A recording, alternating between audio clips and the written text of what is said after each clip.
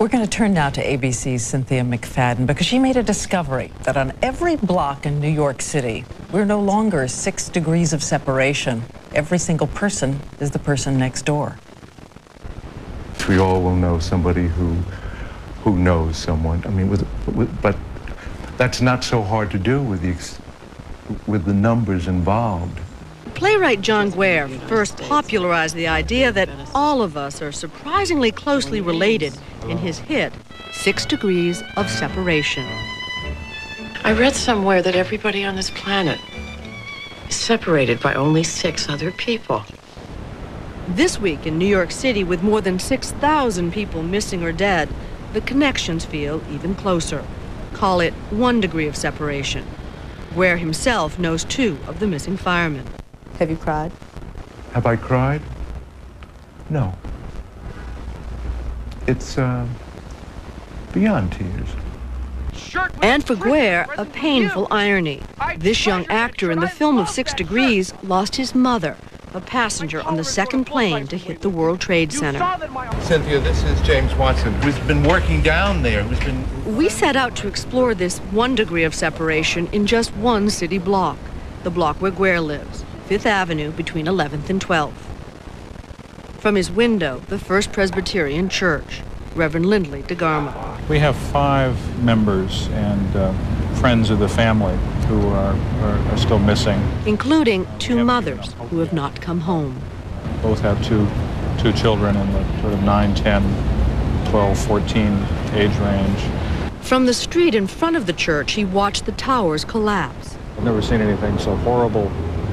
It took the wind out of me. There couldn't be any more of a face of the devil than was there looking up 5th Avenue at us. And yet, he says he wants to be here now, as does John Guare. A friend called from Washington. He said, I'll be up with a truck. We'll evacuate you and Adele. We'll get you out of there. I said, evacuate? Where would you want to go? Nowhere is his answer. And if that is hard for those outside this city to understand, take a walk around his neighborhood. Every wall, payphone, just covered with these color Xeroxes. Have you seen? Do you know? Last seen? Missing? Guare says these smiling faces in wedding gowns at graduations have brought the living closer. Everybody in these pictures was looking at someone that they loved who was taking the picture. So we're in the position of being that loved one. Back on 5th Avenue, hear the neighbors talk about their connections to the tragedy. My husband works on Wall Street, so there were a few people that we're still searching for, which is very sad. I just heard of a friend's sister's boyfriend. He's missing, so, it's been horrible. Guare has little patience with those who now feel living their daily lives is frivolous. That's self-pity. All we have is our lives. All we can do is go back to work. We are our times.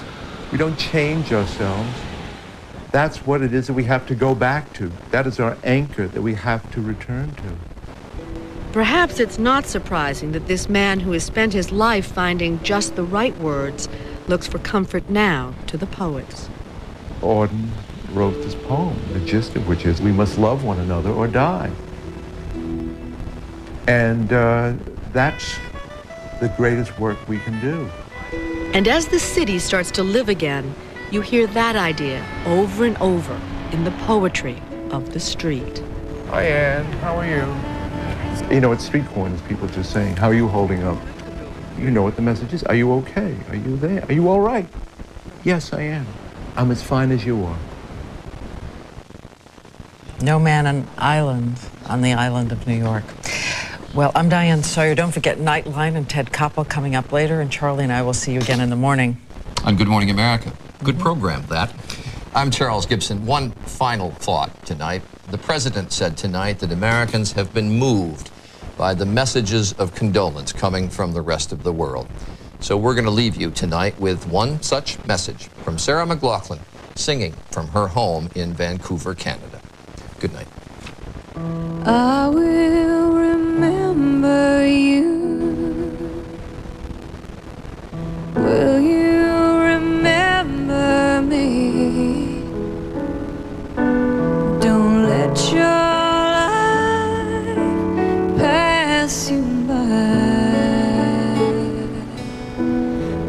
not for the memories. I'm so tired, but I can't sleep.